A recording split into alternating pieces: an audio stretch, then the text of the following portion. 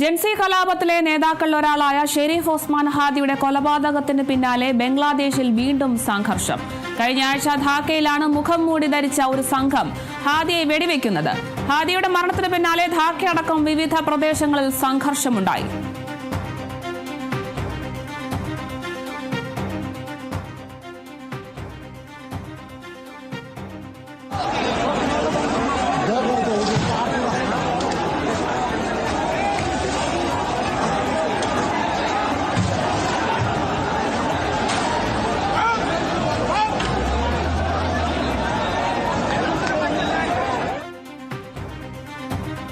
വിവരങ്ങളുമായി വിജിത ചേരുന്നുണ്ട്. വിജിത, വളരെ വിവാദമുണ്ടാക്കിയ ഒരു കലാപമായിരുന്നു ജൻസി കലാപം.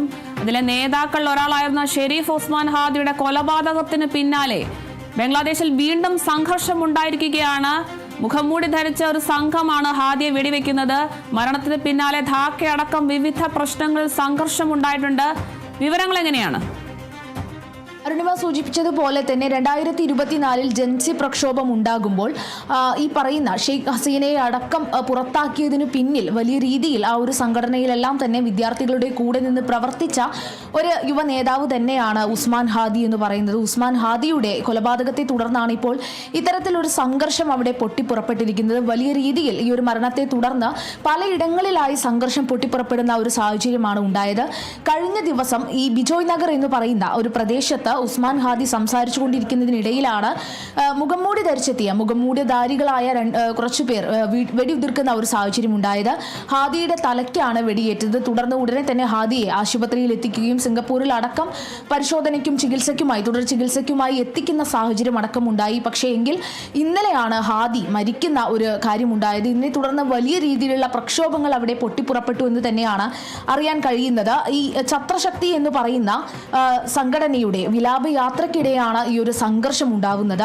ഈ ഛത്രശക്തി സംഘടന വിലാപയാത്ര നടത്തുന്നതിനിടയിൽ പ്രക്ഷോഭം ഉണ്ടാവുകയും ആഭ്യന്തരമന്ത്രിയുടെ കോലം കത്തിക്കുകയും ഒക്കെ ഈ സംഘടന ചെയ്തിട്ടുണ്ട്. അതോടൊപ്പം തന്നെ ആഭ്യന്തരമന്ത്രി രാജിവെക്കണം എന്നുള്ള ഒരു കാര്യമടക്കം സംഘടന ആവശ്യപ്പെടുകയും ചെയ്തിട്ടുണ്ട്. ഇതിനെ തുടർന്ന് വലിയ രീതിയിലുള്ള പ്രക്ഷോഭം, പിന്നീടാണ് പ്രക്ഷോഭം പൊട്ടിപ്പുറപ്പെടുന്ന ഒരു കാര്യമുണ്ടായത്. മാധ്യമ സ്ഥാപനങ്ങളടക്കം തകർക്കുന്ന കാര്യമുണ്ടായിട്ടുണ്ട്. അതോടൊപ്പം തന്നെ അവാമി ലീഗിന്റെ ഓഫീസുകളടക്കം തകർക്കപ്പെട്ടിട്ടുണ്ട്. ഏറ്റവും പ്രധാനപ്പെട്ട ഒരു കാര്യം എന്ന് പറയുന്നത് പ്രോതോ മലോ എന്ന് പറയുന്ന ബംഗ്ലാദേശ് പത്രമാണ്. അതോടൊപ്പം തന്നെ ഡെയിലി സൂപ്പർ സ്റ്റാർ എന്ന് പറയുന്നതും ബംഗ്ലാദേശ് പത്രമാണ്. ഈ രണ്ട് പത്രങ്ങളുടെ മാധ്യമ സ്ഥാപനങ്ങളുടെ മാധ്യമ സ്ഥാപനങ്ങളടക്കം തകർക്കുകയും അതോടൊപ്പം മാധ്യമ പ്രവർത്തകരെ അടക്കം കയ്യേറ്റം ചെയ്യുന്ന സാഹചര്യങ്ങളൊക്കെ ഉണ്ടാവുകയും പ്രദേശത്ത് ഉണ്ടായിട്ടുണ്ട് എന്ന് തന്നെയാണ് നമുക്ക് മനസ്സിലാക്കാൻ കഴിയുന്നത്. ഈ ഒരു ഹാദിയുടെ വിയോഗം എല്ലാവരെയും അറിയിച്ചത് മുഹമ്മദ് യൂനുസ്, ഇടക്കാല സർക്കാർ നേതാവായിട്ടുള്ള മുഹമ്മദ് യൂനുസ് തന്നെയാണ് ഇക്കാര്യം എല്ലാവരെയും അറിയിക്കുന്നത്. ഹാദിയുടെ മരണവാർത്ത അറിയിക്കുന്നത് മുഹമ്മദ് യൂനുസ് ആണ്. അതോടൊപ്പം തന്നെ ഹാദിയുടെ വിയോഗം എന്ന് പറയുന്നത് രാജ്യത്തിനുണ്ടായത് വലിയൊരു നഷ്ടമാണ് എന്നുള്ള ഒരു കാര്യം തന്നെയാണ് മുഹമ്മദ് യൂനുസ് അറിയിച്ചിട്ടുണ്ടായിരുന്നത്. എന്നാൽ ഇപ്പോൾ വലിയ രീതിയിലുള്ള പ്രക്ഷോഭം 2026 ഈ ബംഗ്ലാദേശ് ഇലക്ഷനൊക്കെ തെരഞ്ഞെടുപ്പ് വരുന്ന സമയത്ത് മത്സരിക്കാനിരുന്ന ഒരാൾ കൂടിയാണ് ഈ ഹാദി എന്ന് പറയുന്നത്. അപ്പോൾ ഇദ്ദേഹത്തെ എല്ലാവർക്കും അറിയുന്ന പ്രമുഖനായിട്ടുള്ള എല്ലാവരും അറിയപ്പെടുന്ന ഒരു നേതാവ് തന്നെയാണ്. അദ്ദേഹത്തിന്റെ മരണം വലിയ രീതിയിൽ ഈ എല്ലാവരെയും ഈ സംഘടനയിലുള്ളവരെ അടക്കം ബാധിച്ചു എന്നുള്ളൊരു കാര്യം തന്നെയാണ് മനസ്സിലാക്കുന്നത്. എന്നാൽ മുഹമ്മദ് യൂനുസിന്റെ സർക്കാർ പറയുന്നത് ആരാണോ ഈ ഒരു മരണത്തിന് പിന്നിലെന്ന് കൃത്യമായിട്ടുള്ള അന്വേഷണം കണ്ടെത്തും എന്നുള്ള ഒരു കാര്യം തന്നെയാണ്. അതോടൊപ്പം തന്നെ ഡിസംബർ 20 രാജ്യവ്യാപകമായി ദുഃഖാചരണം ആചരിക്കാനും ബംഗ്ലാദേശ് സർക്കാർ തീരുമാനിച്ചിട്ടുണ്ട്. ഒരുപാടധികം രാഷ്ട്രീയ പ്രമുഖരടക്കമുള്ളവർ ഈ ഒരു ഹാദിയുടെ മരണത്തിൽ അനുശോചനം അറിയിച്ചിട്ടുണ്ട്. എന്തായാലും വലിയ രീതിയിലുള്ള പ്രക്ഷോഭം അവിടെ നടക്കുന്നുണ്ട്.